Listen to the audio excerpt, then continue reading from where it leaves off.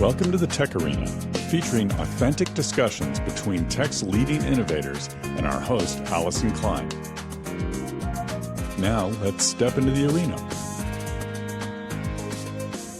Welcome to TechArena. My name's Allyson Klein, and this is a Data Insights podcast. And that means I have my co-host with me, Jeniece Wnorowski. Welcome to the program, Jeniece. How are you doing? Oh, thank you, Allyson. I'm doing great. I'm so excited to be here today. Jeniece, you have been traveling all over the world, and I know that you've been talking to a lot of folks about data and the data pipeline, and we are in for a fantastic episode today. Tell us who is coming on the program to talk to us. Yeah, I have been traveling a lot, namely events, and I've just been blown away by the work that our special guest has been doing with the team, and that is Vast Data. So today we have joining us is Kartik Subramanian, who is the Global Vice President of Systems Engineering for Vast. And welcome to the show, Kartik. Well, thank you, Jeniece. Much appreciated and fantastic to be with you on another podcast over here. This is great. I remember the last recording we did and I thoroughly enjoyed it. So looking forward to our conversation today. Excellent. So Kartik, I am so excited to talk to you about what you've been doing with the Vast team, but why don't we just get started? Vast has been on the program before, but you've been getting incredible traction in the market for driving the AI data pipeline to new scale and performance. Can you give us a sense of what is shaping this market and how is Vast making progress? Yeah, so this market is explosive, as you know. Mm-hmm. Since the introduction of ChatGPT, there's been this, shall I say, irrational exuberance in the market around anything connected to generative AI. And yes, it absolutely, clearly has enormous promise. It's still in first innings, in my opinion. So a lot of the activity we are seeing is really partly in the enterprise and partly in the cloud as well. There's a new breed of cloud service providers who are specialized in running these kind of workloads for generative AI, which usually people think of as large language models, but there are other kinds of generative AI workloads as well. And the large language models require a large number of GPUs with very sophisticated networking and storage connected to them. And therefore, the hyperscalers, there's a shortage of these things. So this market has exploded. We are heavy participants in that explosion.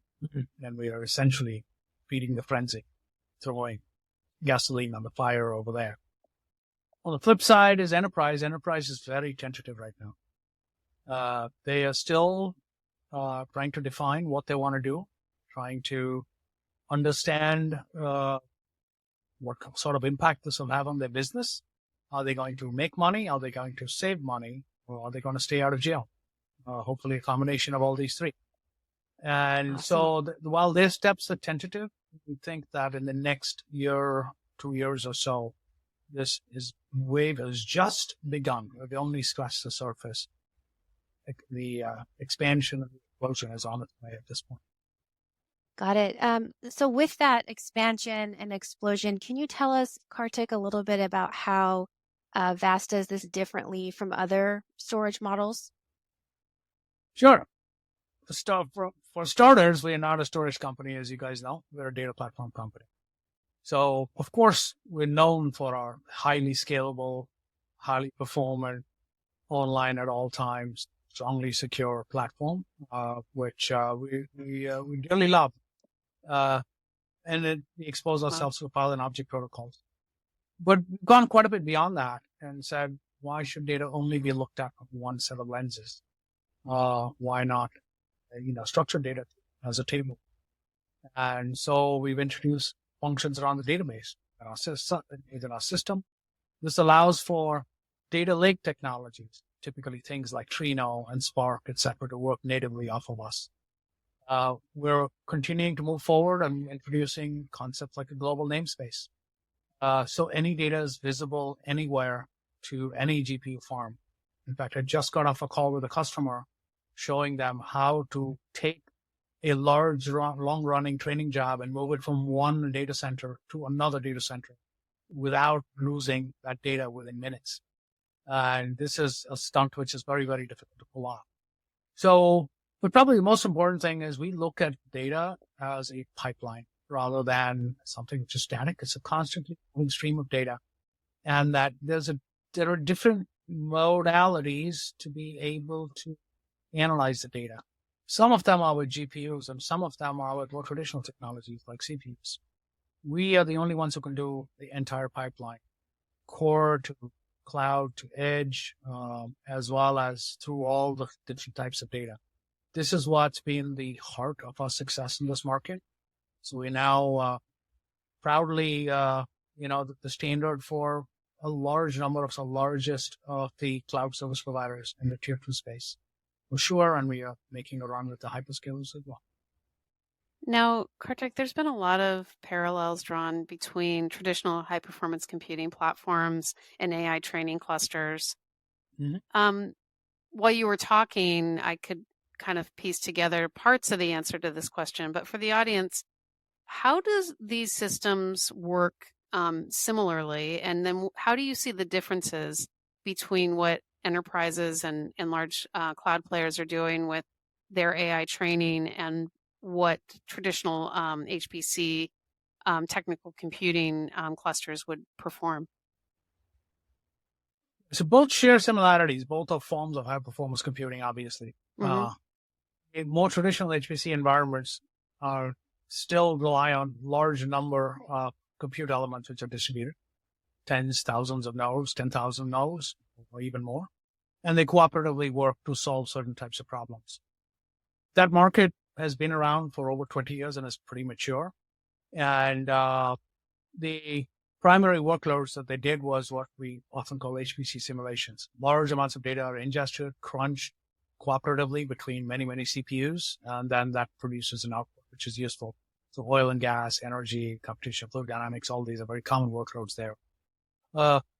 Those codes were optimized mainly for large data sets and large-scale sequential reads and sequential writes. Large block sequential reads and sequential writes was what really dominates that.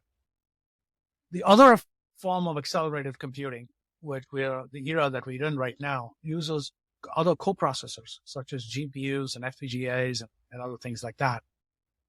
And there, the workloads are very, very different. They're very read-intensive, yes, but random read-intensive. So solid state is a necessary component of the media that needs to underlie that, because these technologies are not able to provide the I/O performance that's needed for this stuff like this. Their scaling and availability characteristics are also somewhat different as well. These systems have to be highly shared systems and are very highly available, cannot take an outage for anything.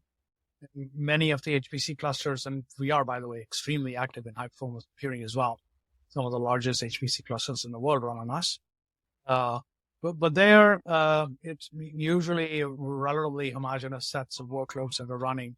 In AI, these are strongly multi-tenant environments, have to be secure environments, classified environments, etc. So they have a different level of requirements compared to what you would see in an HPC world. But in a nutshell, yeah, you need a heavy random read, heavy I/O characteristics, especially for things like checkpointing. And therefore it mandates large-scale all-flash systems. So Kartik, with that sophistication, right, these workloads are pretty complex.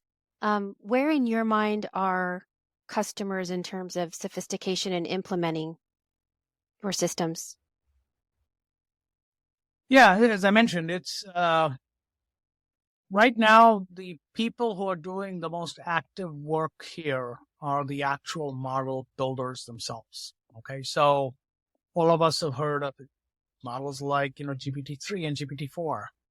These require enormous amounts of data as well as training to get built. Or Llama from Meta, Mistral, for example. And these are all people who are on the leading edge of research in here. And clearly, there are many private sector people too who are doing a lot of work here, and large autonomous driving companies. So absolutely, this drug discovery companies are doing this as well. The traditional brick and mortar enterprise is more tentative. Like I mentioned earlier, they're still identifying use cases. So they tend to start with pre-trained models, which they would get from Hugging Face or something like that, and then expose that to their internal data through things like retrieval augmented generation or RAG, and then be able to do inference with something like that. This is going to more because of the regulatory climate is changing extremely rapidly. The European Union has already passed the AI Act, and that is mandating that certain business sectors and certain types of data, you have to preserve data for a long time. You need reproducibility many months after the fact. So you need to know what data went into training, what the outputs are, so they can repudiate anything anyone alleges about them. U.S. as well. We've all recently seen the new law proposed by Adam Schiff in the Senate, which is requiring that everybody declare any copyrighted information that they may have used for training. This means now it's no longer just a GPU game, it's a governance game. And we're going to have compliance archives and controls in place to be able to work with this.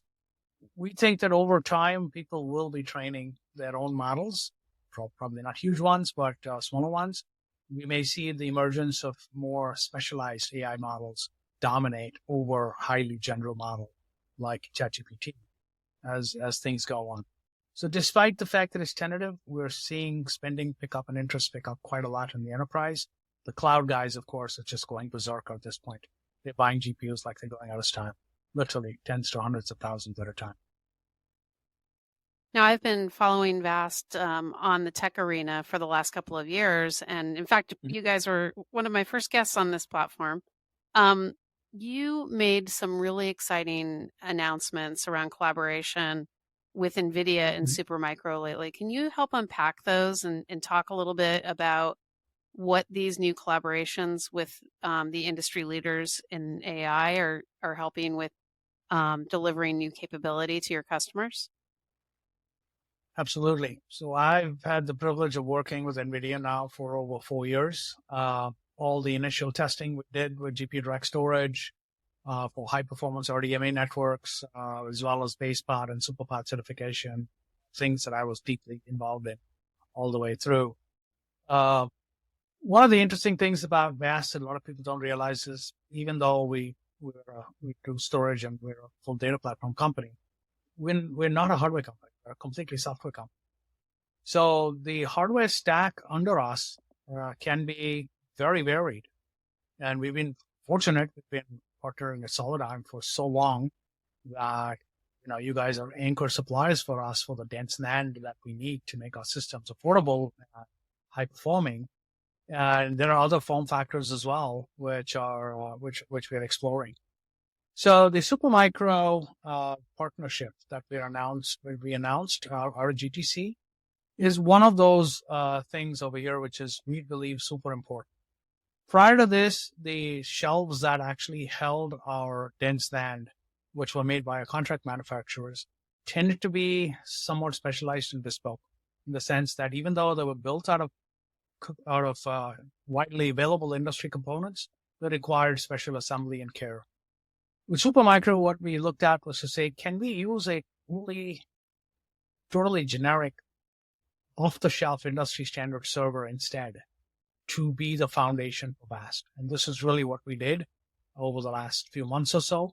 So we take a server with 12 disk shelves, have some storage class memory and some dense NAND, and voila, now you got a building block for VAST. We did another thing which is very interesting.